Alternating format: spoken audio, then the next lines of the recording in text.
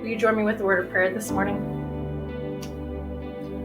Father, Abba, I just want to thank you for your grace, your mercy, and your provisions. Even though it seems like we can't be together, you have made a way to make sure that we know that we are in this together, that we still have each other, that our family is still family. Lord, I pray that you continue to keep your hedge of protection around us. If there are those in need, bless them, Lord, financially, physically, mentally, and spiritually. Lord, I ask that you remind them that they are not alone. Keep us in your care. Remind all of us that we are the light, that we are not called to pull this world down, but to lift them up. Help us to better love our neighbors. Strengthen our unity. Father, even if it is 6 feet apart. I ask all of this in your precious name. Amen. Love you, EDF.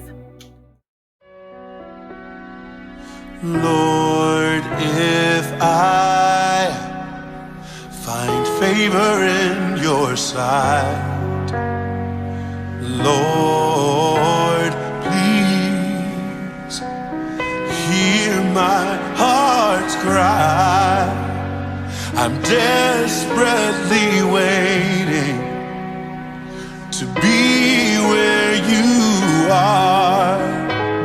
I'll cross the hottest desert, I'll travel near or far for your glory. I will do anything just to see you, to behold you as my King, for your glory. I will do anything just to see you,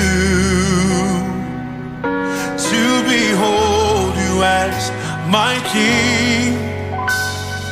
Lord, if I find favor in your sight,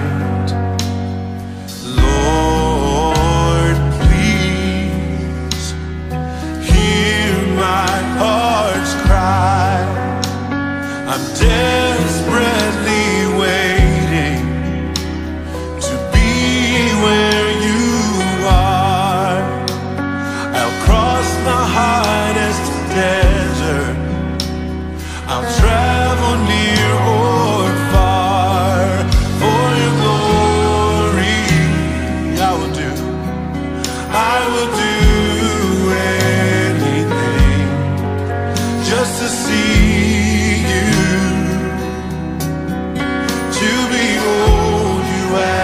my King, for your glory, for your glory. I will do anything just to see you, to behold you as my King, for your glory. I will do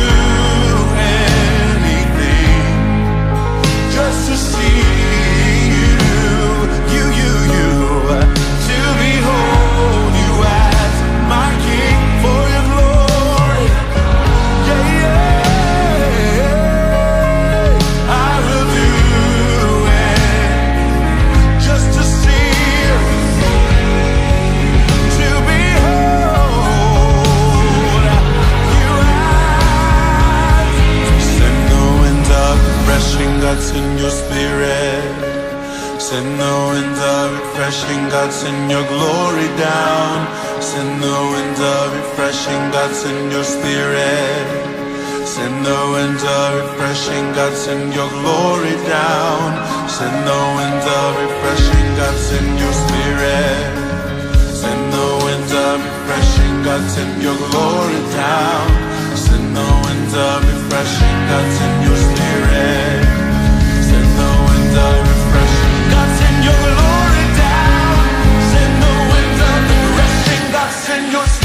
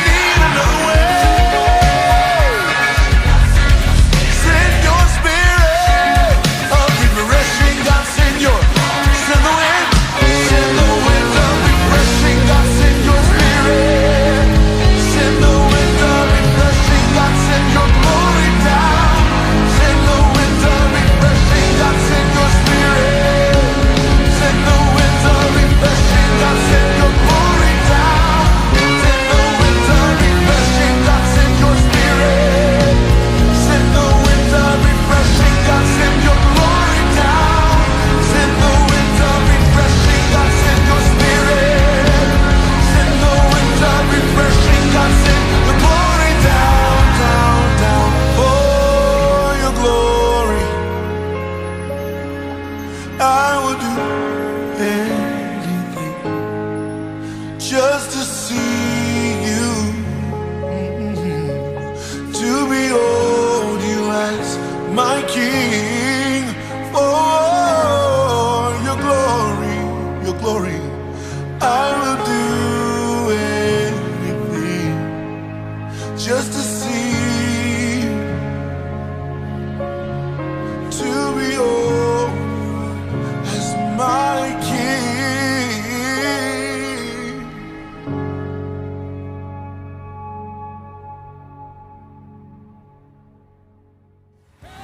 It's not about us. We came here tonight for the man who died for me. It's about Jesus. Aren't you glad tonight? It's not about you. Hey, but it's about Jesus. Y'all still too quiet. Come on, say it again. It's not about us. Come on, y'all. Say it, but it's about Jesus. Good morning, my name is Alana and I would like to welcome all of our visitors that are joining our EDF program for the first time. Our EDF family is grateful for you tuning in to worship with us. Following the conclusion of our service, feel free to inbox if you have any prayer requests or would like to speak to someone about your next steps into following Jesus. We would like to help you and guide you to do so. This Tuesday will be our new EDF Bible study group on Facebook Live from 6 p.m. to 6:30 p.m. Please join in and let us know if you are on the Facebook page with your Bible ready to learn. During this crisis, the way we want to keep connecting is by calling each other, texting each other, and tagging each other for all things posted on our EDF Facebook page and our YouTube page. We want to stay in contact with all of our EDF family, especially in case of any emergencies. So please inbox or text Naomi Gardner or Demetrius Warren. Those are the announcements for the week. To Cash App us at MoneyTag EDF CHURCH, that's EDF Church, or you can actually mail your donation or tithe to 704 East Elm Street, Kokomo, Indiana 46901.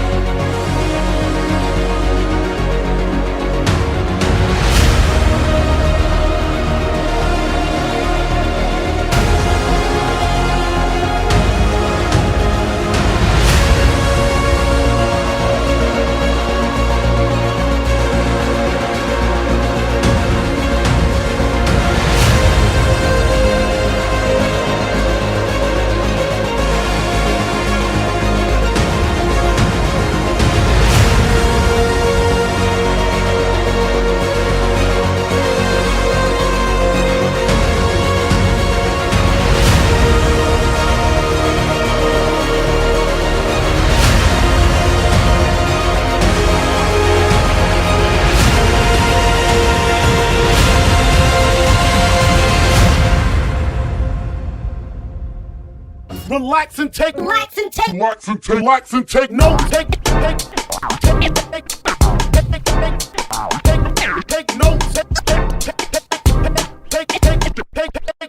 Relax and take notes. Take notes. Relax and take notes. Take notes. Relax and take notes. Take notes.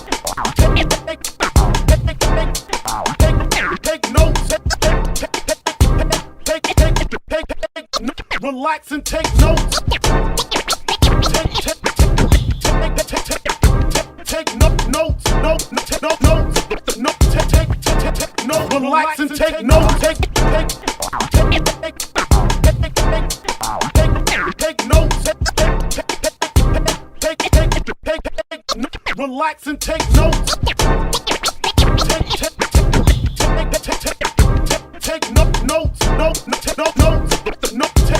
Take notes. Relax and take notes. Take notes.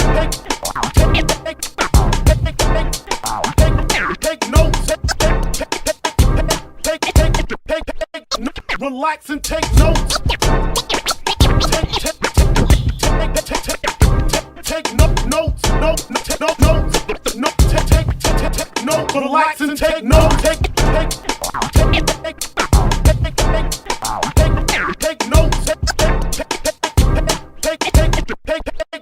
Relax and take notes.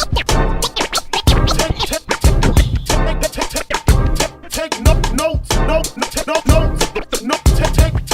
notes. Relax and take notes. Take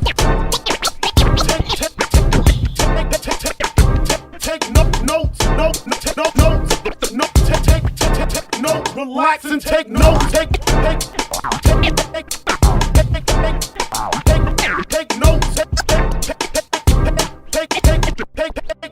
Relax and take notes.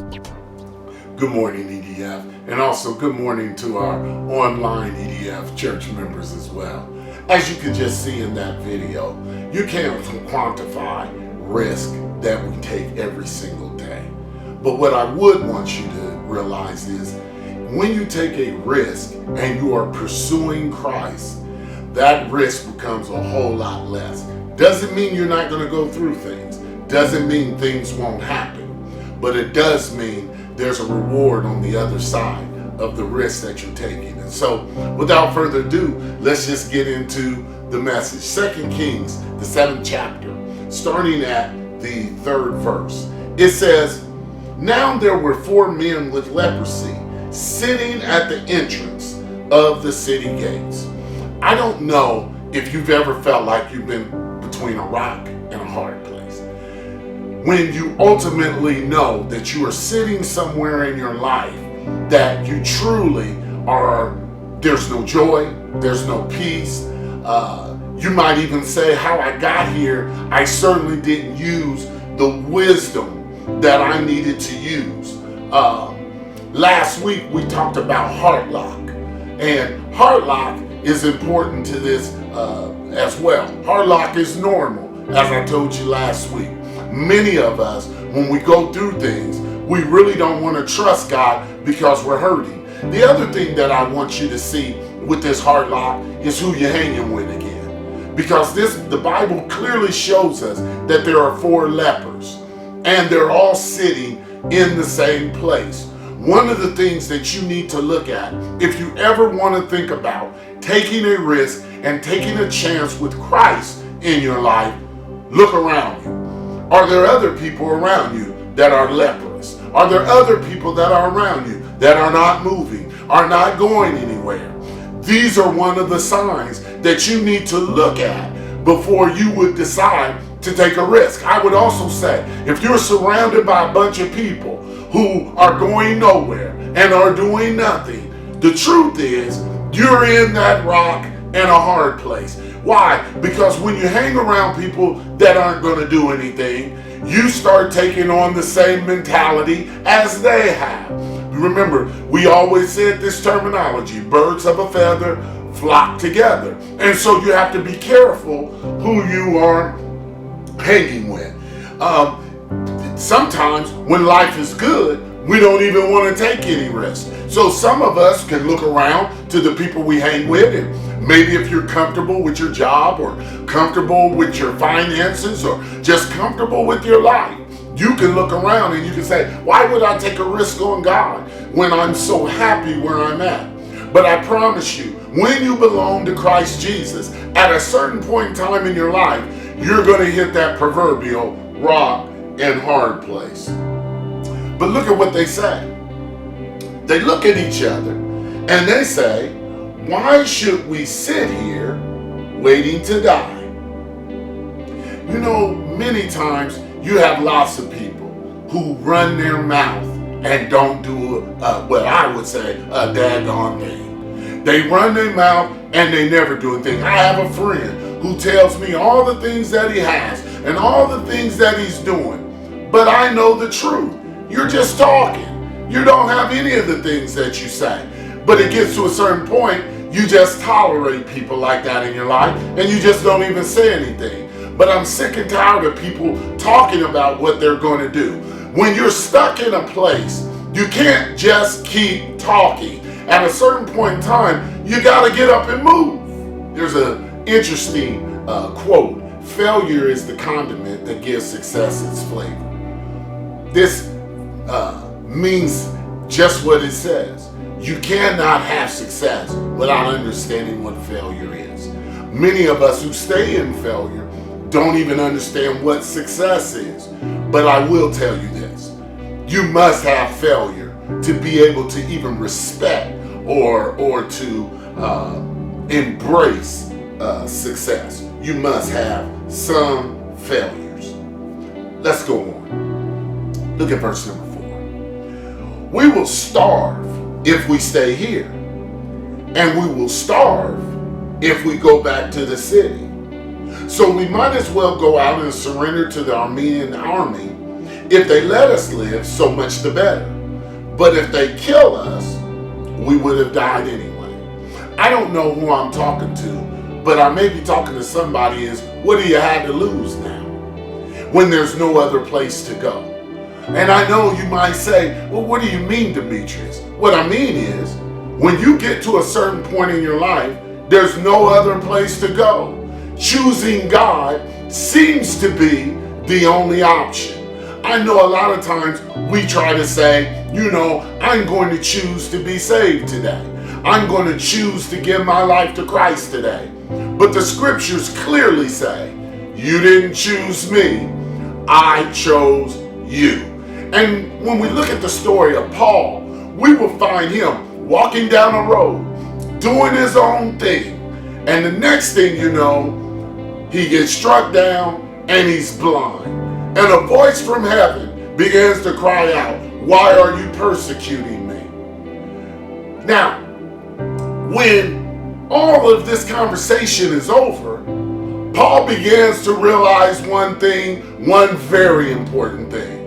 He's blind. And God began to speak to him and tell him, go to the city. I'm going to send somebody there to talk to you when you get to the city. Now I know some of you say, well, he had a choice. He could have just went back home where he came from. He could have let the people that was with him just lead him back on back to his house. But I'm here to let you know, Paul had no choice.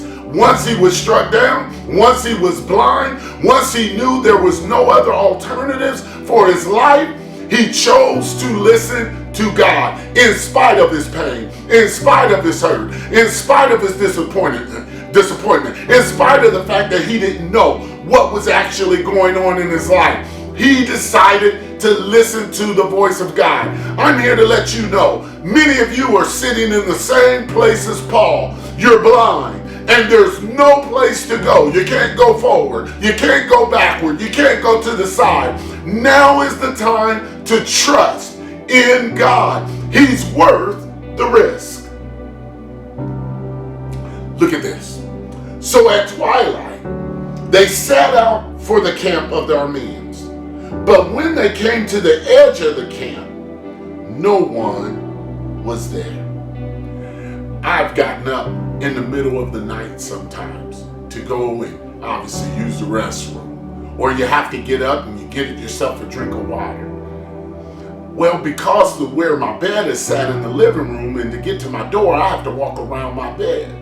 Obviously, nobody wants to stub their toes in the middle of the night when you can't see where you are walking. But the truth is, you still have to get up. It is uncomfortable when you've been sitting in a place for so long and you have to get up. I'll be honest, when I get up in that middle of the night and it's dark, I am moving really, really slow. I am moving very, very cautiously. And I'm feeling around just to make sure that I don't stub my toe. It is an uncomfortable feeling trying to walk around in the dark.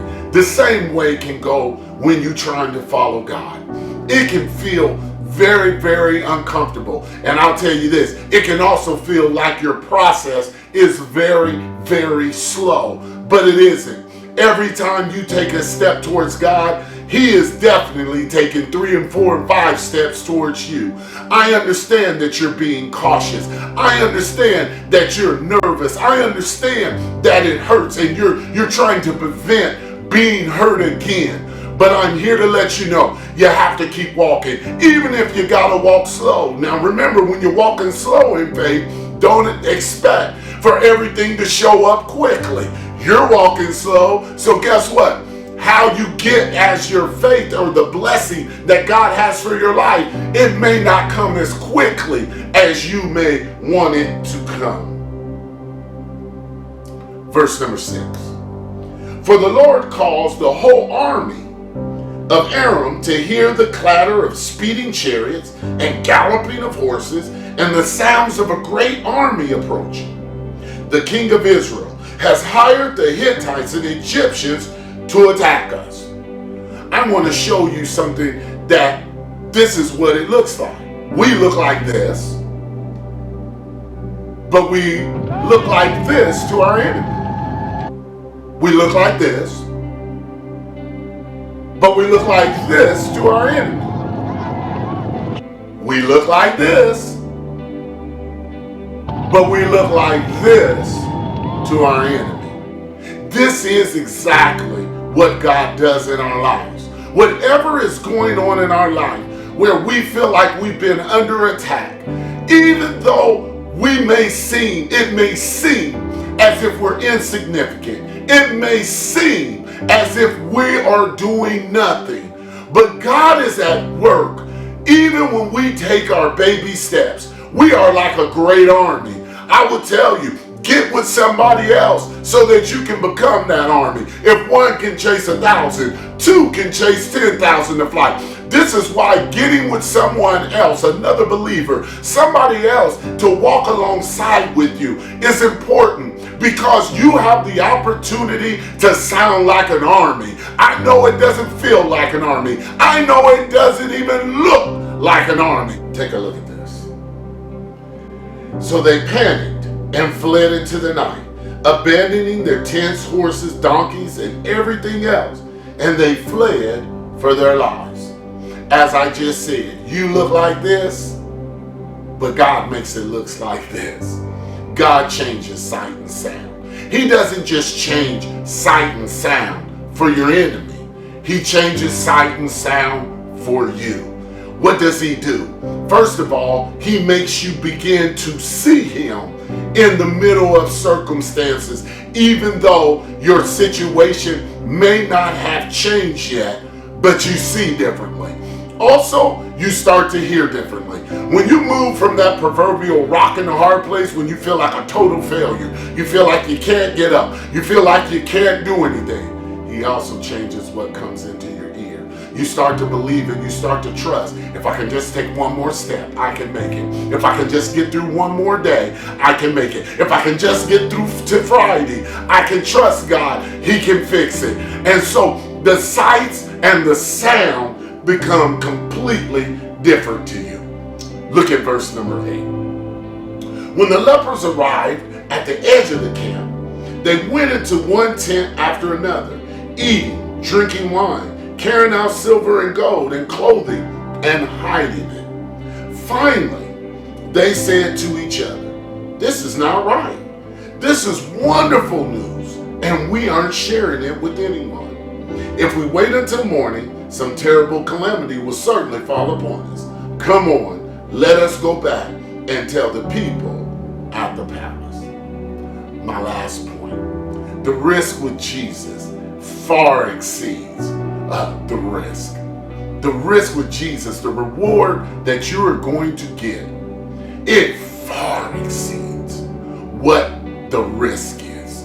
And the truth be told, the risk will never be greater than God's reward for you. The word is so great that Jesus literally puts something in your spirit that you have to tell someone else about it. Do you not realize some of the best testimonies that I hear as I've been on my own personal journey has been the most horrific, horrible situations and circumstances that you can even imagine. And then God brings them out. I'm here to let you know, I don't know what your circumstance is. I don't know what your situation is.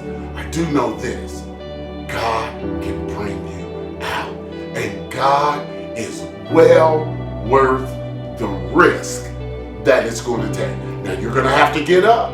It's going to be uncomfortable. You're going to have to look at the people that are around you. You can't just keep talking. You got to move. But ultimately, the reward becomes way greater than the risk. There's an old song that we used to sing in the church when I was a kid. And we used to sing it, and it would be like, somebody told me of the joy that they had. Somebody told me that in sorrows they would be glad. Somebody told me that they were bound and now they're set free. I didn't think it could be until it happened to me. God is worth the risk.